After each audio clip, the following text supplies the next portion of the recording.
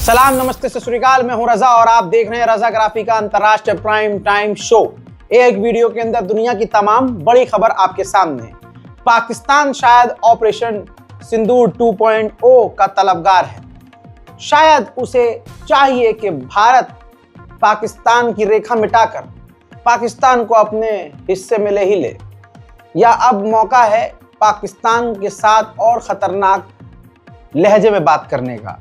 पाकिस्तान को ऐसा लग रहा है कि उसने डिफेंस एग्रीमेंट सऊदी से कर लिया है और भी कई देशों से कर रहा है। अमेरिका उसके तरफदारी में उतर आया है और उतरता ही रहता है। ट्रम्प जो है शहबाज शरीफ की, यासिर मुनीर की तारीफ करता है। तो इस समय जो है हम पूरे बढ़िया पावर में हैं, सब हमारी बात मानते हैं, तो इस वक्त कुछ भी बोल दो। लेकिन पाकिस्तान के जाल में खुद पाकिस्तान फंस गया है। पाकिस्तान में जब भारत में धमाका हुआ तो अगले ही दिन पाकिस्तान कोर्ट में धमाका हुआ। ये बात बिल्कुल क्लियर थी। पाकिस्तानी इस बात को क्लियर कह रहे थे कि ये आतंकी हमला तालिबान ने किया है और इसमें अफगानिस्तान के तालिबान सरकार का हाथ है। लेकिन पाकिस्तान के शहबाज शरीफ कहते हैं कि जो इस्लामाबाद में अटैक हुआ है आतंकी, इसमें इंडिया का हाथ है, इसमें इंडिया का। और उधर पाकिस्तान के डिफेंस मिनिस्टर अलग बात बोलते हैं। वो कहते हैं कि पाकिस्तान के अंदर जो इस्लामाबाद में धमाका हुआ उसमें अफगानिस्तान का हाथ है, तालिबान का रोल है। तो ये ससुरे आपस में भी बात नहीं करते हैं बयान देने से पहले। दोनों चीज है। प्रधानमंत्री कहता है कि भारत का हाथ है, डिफेंस मिनिस्टर कहता है तालिबान का हाथ है। फिर सवाल यह है कि सच क्या है? सच बोलने वाले ने बोल दिया, ये रहा। ये देखिए, जमातुल अहरार टीटीपी का ही एक ब्रांच है, टीटीपी की ही प्रॉक्सी है, यानी तहरीक तालिबान है इसके पीछे। जमातुल अहरार इसने जिम्मेदारी ली कि पाकिस्तान के कराची में कोर्ट के बाहर जो अटैक किया गया है वो हमने किया है। तो यानी पाकिस्तान का प्रधानमंत्री बड़े लेवल का झूठा साबित हुआ और इससे यह साबित हो गया कि पाकिस्तान में कुछ भी होता है जबरदस्ती ये आंख बंद करके भारत पर इल्जाम लगाते हैं। अच्छा, एक बात और बीच में आई थी। जब भारत में धमाका हुआ तो कुछ घंटे के बाद पाकिस्तान में उल्टा मीटिंग होने लगी। पाकिस्तान की सरकार मीटिंग करने लगी कि भारत कुछ ना कर दे। और इसके बाद पाकिस्तान ने राजस्थान के इलाके में जो उसका बॉर्डर है वहां फाइटर जेट उड़ाने शुरू कर दिए। भारत पहले से अलर्ट था। अब भारत पूरी नजर रख रहा था। अभी भारत ने कुछ किया ही नहीं, लेकिन जिस तरह से पाकिस्तान ने बिना सर पैर के भारत पर इल्जाम लगाया और शहबाज शरीफ खुद जलील हो गया क्योंकि टीटीपी ने जिम्मेदारी धमाके की ले ली, तो अब इसके बाद भारत के विदेश मंत्रालय के द्वारा स्टेटमेंट जारी किया गया। भारत के विदेश मंत्रालय ने कहा, बेवकूफी भरा बयान, बेवकूफियत से भरा इल्जाम, बिना जांच के, बिना किसी सबूत के भारत पर पाकिस्तान ने फालतू का इल्जाम लगाया है। अब इसके बाद आगे की कहानी सुनिए। पाकिस्तान ने जब देख लिया कि भारत अब कुछ भी कर सकता है, तो पाकिस्तान ने भारत के बॉर्डर के करीब अपने टैंक भेजना शुरू कर दिए हैं। और दोस्तों, आज मोदी और गृह मंत्री और तमाम जो हमारी फोर्सेस हैं उनके लीडर्स, कमांडर्स के साथ मीटिंग होने वाली है। पिछले कुछ दिनों में जो बहुत सारी चीज़ें हुई हैं, आपको बताना चाहूँगा कि अभी 2-3 दिन पहले की बात, 4 दिन पहले की बात है, खबर उड़ते उड़ते आई कि जो इंदिरा गांधी इंटरनेशनल एयरपोर्ट है, दिल्ली का जो एयरपोर्ट है, वहाँ से कई उड़ानें रद्द कर दी गई और सोयूज जहाज ने लेट उड़ान भरी। रीज़न, जीपीएस के साथ छेड़छाड़ की गई थी, रूट गलत दिखाया जा रहा था। वो तो समझदारी पायलट ने दिखाकर मैनुअल मैपिंग करी, मैनुअल मैप डाला, मैनुअल नेविगेशन डाला, तब उन्होंने लैंडिंग करवाई और सही तरीके से लोगों की जान बची, वरना चीज़ें बहुत ख़राब हो सकती थी। तो ये हैकिंग, ये उंगली कोई ऐरा गैरा तो नहीं कर सकता कि बच्चा मोबाइल में गेम खेल रहा है, उसने कोई सॉफ्टवेयर डाउनलोड किया और खेल दिया खेल, हैं, एविएशन सेक्टर में घुस गया। तो इस कड़ी को भी ब्लास्ट से देखा जा रहा है जोड़कर। इसके अलावा जो गुजरात में कुछ संदिग्ध जिनका ताल्लुक कश्मीर से था, उनको तमाम कड़ियों को जोड़ा जा रहा है कि पिछले 7-8 दिनों में क्या क्या हुआ। यहाँ तक कि कश्मीर में लश्कर का आतंकी संगठन का पोस्टर भी लगाया गया था। किसने लगाया था उसको भी ढूंढा जा रहा है। क्या क्या काम हो रहे थे सबको लिंक किया जा रहा है और सबूत मिल रहे हैं। जान लीजिए, सबूत मिल रहे हैं कि इसमें लश्कर तैयबा और पाकिस्तानी आतंकी संगठन का काम है। ऐसे अभी भी भारत ने इल्जाम नहीं लगाया। पाकिस्तान का तो चूरन आकर शहबाज शरीफ बोल देता है कि जी भारत ने हमला करवाया है, और उसकी खुद की एजेंसियां कह रही हैं कि भाई ये हमारे अंदर ही बैठे हुए लोगों ने किया है, और उसके बाद टीटीपी ने एक्सेप्ट कर लिया जी हाँ हमने किया है। तो मुंह काला शहबाज शरीफ का वहां हो गया। भारत ने पाकिस्तान पर अभी तक ऑफिशियली इल्जाम नहीं लगाया। आज की मीटिंग में सारी कड़ियां जोड़ी जा रही हैं, और आपको बता दूं बॉर्डर पर भारत ने अलर्ट जारी किया हुआ। हमारी फौज पूरी तरह से तैयार है और किसी भी एक्शन और रिएक्शन के लिए तैयार है। ये एक बड़ा अपडेट है। एक बड़ा अपडेट यह आता है कि दिल्ली की जो सीएम रेखा गुप्ता हैं, उन्होंने ऐलान किया देर शाम को कल कि भैया जो मारे गए हैं ब्लास्ट में, मृतकों को 10-10 लाख रुपए दिए जाएंगे। जो विकलांग हो गए हैं, माजूर हो गए हैं, उनको 5 लाख, और जो घायल हैं उनको 2 लाख, और उनका पूरा इलाज दिल्ली सरकार उठाएगी। सवाल यह है कि यह सिर्फ कागज पे ऐलान है या सच में पैसे दिए जाएंगे। और दूसरी बात, 10 लाख मृतक को क्यों? कम से कम मैं मांग करता हूं 40 से 50 लाख एक मृतक को दिए जाएं, क्योंकि एक परिवार से जुड़ा हुआ कई परिवार होता है। बहरहाल ये मेरी छोटी सी मांग है, अगर दिल्ली की सीएम मान जाए तो दुनिया भर से उनको दुआएं दी जाएंगी। अच्छा, फिर आप जब सो रहे थे तो लेट नाइट, रात को मान के चलिए, यानी सुबह में, भोर में, एक अपडेट और आता है कि ये आईईडी ब्लास्ट की तैयारी थी और आतंकवादी ने आईईडी अधूरा तैयार किया था और देश भर में कई जगह धमाके होने थे। तो हड़बड़ी में, जल्दबाजी में ये बम पूरी तरह से वो डेवलप नहीं कर पाया था आतंकवादी, और उसने ये धमाका कर दिया। अब आगे की सुनिए। बांग्लादेश के अंदर पाकिस्तान अपना नेवल बेस बनाना चाहता है और बांग्लादेश पाकिस्तान के साथ हाथ ऑलरेडी मिला चुका है।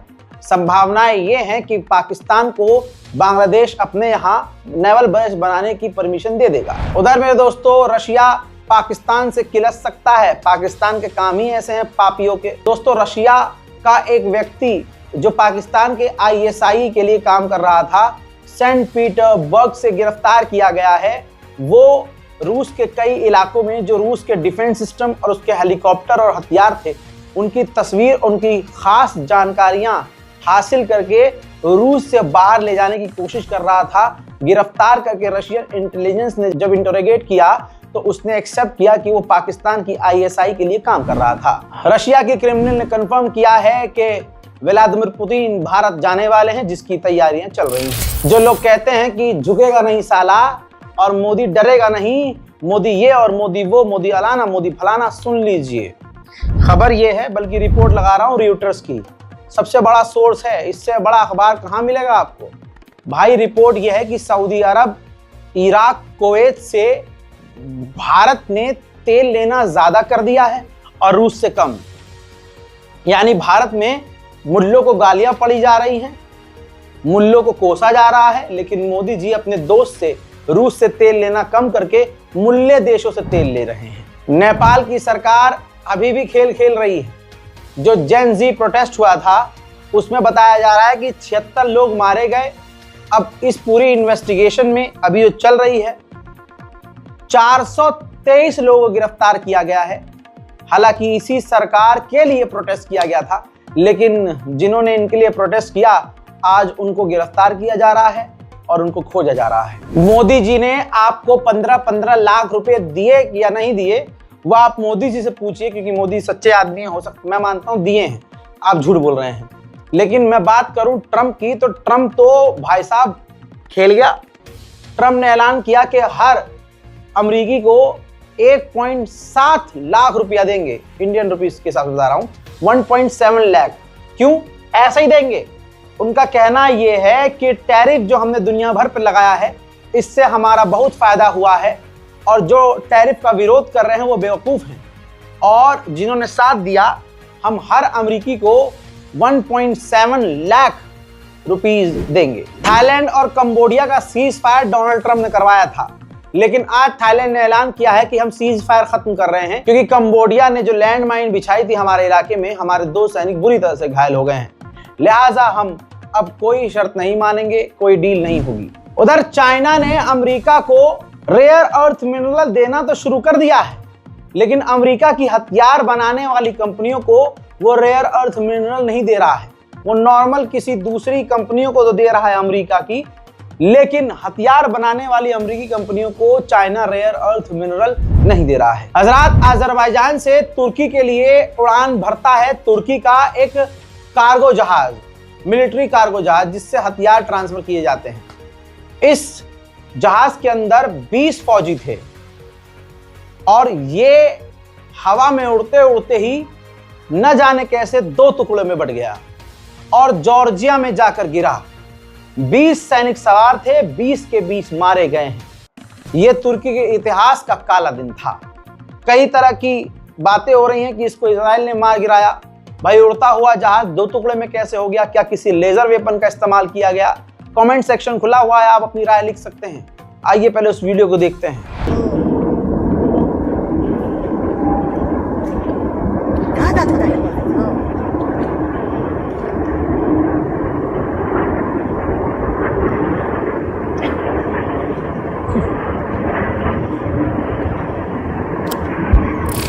दुबई में हो रहा है एयर शो, जिसके लिए रशिया ने अपना Su-57 दुबई भेज दिया है, जहां वो अपनी कला दिखाएगा। हजरात, चाइना ने पहली बार, ध्यान से देखिए, चाइना ने पहली बार अपना एक एडवांस ड्रोन GJ-11, जो कि दिखने में अमेरिका के B-2 बॉम्बर की तरह है, बिल्कुल देखिए शेप किस तरह का है, B-2 बॉम्बर की तरह, उसको ड्रोन को चीन के फाइटर जेट एस्कॉर्ट कर रहे थे।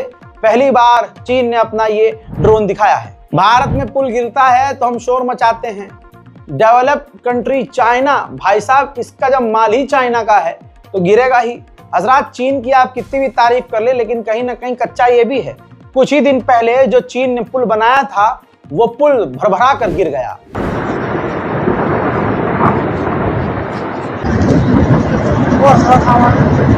오호, 처음에 딜로.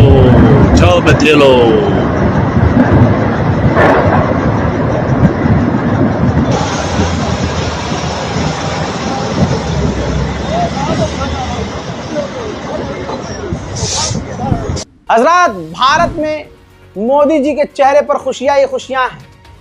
एक समाज मोदी जी का जो चाहने वाला है वो बड़ा खुश है, क्योंकि दोस्तों चचा ने ऐलान किया है, ताऊ ने ऐलान कर दिया है, ट्रंप ने, कि हम भारत के ऊपर से टैरिफ को कम करेंगे। जी हाँ, और उन्होंने तारीफ करी भारत की कि भारत की सिविलाइजेशन सबसे पुरानी है, भारत की आबादी सबसे ज्यादा है, भारत के लोग आज मुझसे प्यार नहीं करते, लेकिन भविष्य में करेंगे और हम बहुत जल्द डील करेंगे और हम भारत पर से जो टैरिफ है उसको भी कम करेंगे। अब यहाँ पर गोदी मीडिया फंस गया, इतनी बुराई कर डाली है कि अब तारीफ किस मुंह से करेंगे। और ट्रंप को भरोसा नहीं, आज तुमसे तारीफ करवा लेगा, कर फिर जलील कर देगा। उधर वेनेजुएला के एक और बोट पर, तस्वीर आपके सामने, अमेरिका ने वेनेजुएला के एक और मछुआरे के बोट पर हमला किया है, लोगों के मारे जाने की आशंका है। अगली तस्वीर देखिए, दुनिया का सबसे बड़ा एयरक्राफ्ट कैरियर वेनेजुएला के बेहद करीब घूमता हुआ नजर आ रहा है। दोस्तों, अमेरिकी ऑफिशियल ने कहा है कि वेनेजुएला अगर पूरी दुनिया को तेल बेचना शुरू कर दे और उस पर से पाबंदी अगर हट जाए और वो तेल बेचना शुरू कर दे तो रशिया बर्बाद हो जाएगा, क्योंकि वेनेजुएला के पास अंधाधुंध तेल है। लेकिन अमेरिका के बारे में बता दूं, अमेरिका फिलहाल जो वेनेजुएला के राष्ट्रपति हैं उनको पसंद नहीं करता, इसलिए उन पर पाबंदियां वेनेजुएला पर लगी हुई हैं, जिसकी वजह से वो तेल ज्यादा नहीं बेच पाता और काफी मुसीबत में घिरा रहता है। उधर बात करें वेनेजुएला की हिम्मत की, तो वो नहीं टूटी है। तस्वीर बिल्कुल एक्सक्लूसिव है। वेनेजुएला देख रहा है कि सर पर दुनिया का सबसे खतरनाक जेट उड़ रहा है, बॉम्बर उड़ रहा है। वेनेजुएला के सैनिक देख रहे हैं कि दुनिया की सबसे खतरनाक फौज से हमारा सामना है, लेकिन वो जबरदस्त ड्रिल करने में व्यस्त नजर आ रहे हैं। हजरात, उधर वेनेजुएला के ऑफिशियल्स ने माना है कि अगर हमारी जंग होती है अमेरिका से तो हम 2 घंटे भी नहीं टिक पाएंगे, लिहाजा हम पुरानी टेक्निक गोरिल्ला वॉर अपनाएंगे। हजरात, वेनेजुएला पर हमला ना करे अमेरिका, इसलिए जो ब्रिटेन है वो थोड़ा पीछे हट रहा है। ब्रिटेन नहीं चाहता कि वेनेजुएला पर हमला हो और हमारे नाम से हो जाए, क्योंकि ब्रिटेन जो है इंटेलिजेंस, सैटेलाइट इंटेलिजेंस शेयर करता था अमेरिका से कि देखो ये ड्रग कार्टेल है, ये तस्करों से नाव जो भरी हुई है, ये नाव यहां से वहां जा रही है, तो अमेरिका हमला करता था। अब ये जो शेयर करता था डेटा ब्रिटेन अमेरिका से, वो शेयरिंग बंद कर दी है। ब्रिटेन को डर है कि हमारे डेटा से मदद लेकर अमेरिका की सेना हमला कर दे वेनेजुएला पे और बाद में आगे चलकर हम भी फंस जाएं कि हमने और हमारी मदद से अमेरिका ने वेनेजुएला पर हमला किया। हजरात, अंतर्राष्ट्रीय प्राइम टाइम रिपोर्ट में इतना ही। इस रिपोर्ट को बेहद जरूरी है कि आप शेयर करें और अपनी राय कमेंट में लिखें। जय हिंद।